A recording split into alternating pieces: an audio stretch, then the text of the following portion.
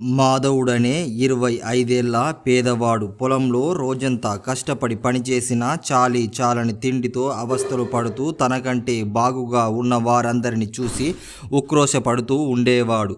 ఒకరోజు వాడికి చెరువు గట్టున ఒక సన్యాసి ఎదురై, "ఎందుకు నాయనా విచారంగా ఉన్నావు?" అని పలకరించాడు. మాధవుడు ఆయనను తన మనసులో ఉన్న బాధను అతనికి చెప్పుకున్నాడు. "నాకు జీవితంలో కష్టానికి తగ్గ ఫలం అనుభవించాలని ఉంది" అన్నాడు. "ప్రపంచంలో అందరూ ఎవరి కష్టానికి తగ్గ ఫలం వారు అనుభవిస్తున్నారు. ఆ విషయంలో నీకిక విచారమేముంది?" అన్నాడు సన్యాసి. "స్వామి, క్షమించాలి, తమరి అభిప్రాయం పొరపాటు. భగవంతుడు అందరికీ కృషికి ఒకే రకమైన ఫలితాన్ని ఇవ్వడం లేదు" అన్నాడు మాధవుడు.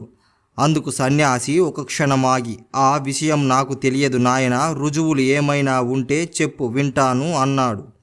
"ఈ ఊళ్ళో గుర్గుడనే మహాపండితుడు ఉన్నాడు. ఆయన అతి సామాన్యమైన జీవితం గడుపుతూ ఉన్నాడు.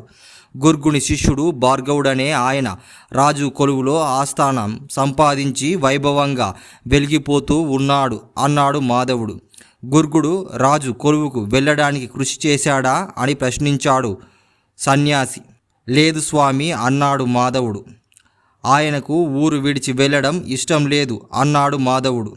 "చూశావా మరి, ఎవరి కృషికి తగ్గ ఫలితం వాళ్ళు అనుభవిస్తూ ఉన్నారు" అన్నాడు సన్యాసి. మాధవుడు కొద్దిసేపు తలాడించి, "స్వామి, ఈ ప్రపంచంలో నాబోంటి వారికి జరిగిపోతున్న అన్యాయం తమకు పట్టినట్టు లేదు. ఒకే తరహా కృషి చేసినప్పటికీ కొందరికి అదృష్టం వరిస్తుంది, కొందరికి దురదృష్టం వస్తుంది.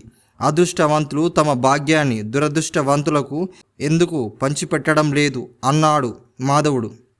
ఆ జవాబుకు చిన్నగా సన్యాసి మాధవుడి మీద జాలిపడుతూ తన జోలలో నుంచి ఒక రాయిని తీసి అతడికి ఇచ్చాడు. "ఇది అపురూపమైన వజ్రం. దీని విలువ 1,00,000 వరహాలుంటుంది. దీన్ని సొమ్ము చేసుకొని సుఖంగా జీవించు" అన్నాడు. మాధవుడు రాయిని తీసుకొని సన్యాసి కాళ్లకు దండం పెట్టి వెళ్ళిపోయాడు. 1 సంవత్సరం గడిచాక సన్యాసి మాధవుణ్ణి చూడబోయాడు. అప్పటికి మాధవుని పరిస్థితి పూర్తిగా మారిపోయింది. సొంత ఇల్లు, అందమైన ఇల్లాలు, ఇంట్లో పనివారు, ప్రతిరోజు ఇంట్లో విందు వినోదాలు ఉన్నాయి. అయితే మాధవుడు సన్యాసిని చూడగానే ఏమాత్రం గొప్పలకు పోక వంగి ఆయన పాదాలకు నమస్కరించి, "ఈ రోజులా ఉన్నానంటే అంతా తమదయే" అన్నాడు. "నీ సంగతి సరే, అనుకోకుండా నీ అదృష్టం కలిసి వచ్చింది కదా. నీ అదృష్టాన్ని నువ్వు ఎంతమందితో పంచుకున్నావో తెలుసుకోవాలని ఉంది. నీ దగ్గర పనిచేస్తున్న వారికెవరికైనా నువ్వు ఇల్లు కానీ పొలం కానీ కొనిపెట్టావా?" అని అడిగాడు సన్యాసి. మాధవుడు తెల్లబోయి, "మీరు 1,00,000 వరహాలైనా నాకు కదా ఇచ్చారు. జీవితంలో సుఖాలకు మొహం వాచిన ఉన్నాను. అందుకని నా అదృష్టాన్ని అనుభవిస్తూ సుఖపడుతున్నాను. ఇతరుల గురించి నేనెందుకు ఆలోచించాలి స్వామి" అన్నాడు. "నువ్వు స్వార్థపరుడివి. నీకేమీ లేనప్పుడు అందరూ నీ గురించి ఆలోచించాలనుకున్నావు. నీకు అన్నీ ఉంటే నువ్వు మాత్రం మరెవరి గురించి ఆలోచించడం లేదు. ఈ క్షణం నుంచి నీ వైభవమంతా నశించిపోగలదు" అన్నాడు సన్యాసి. "వద్దు స్వామి, అంత మాట అనకండి. ఈ వైభవం లేకుండా నేను జీవించలేను. ఇది నిలబెట్టుకునేందుకు మరేదేమైనా చేయాలంటే చెప్పండి, చేస్తా" అన్నాడు దీనంగా మాధవుడు. సన్యాసి కాదన్నట్టు తలూపి, "అంతే." ఆ మరుక్షణం ఒక నగల వ్యాపారి వచ్చి, "మాధవ, నీ వజ్రమంటూ ఇచ్చిన రాయి ఇది నకిలీ వజ్రం.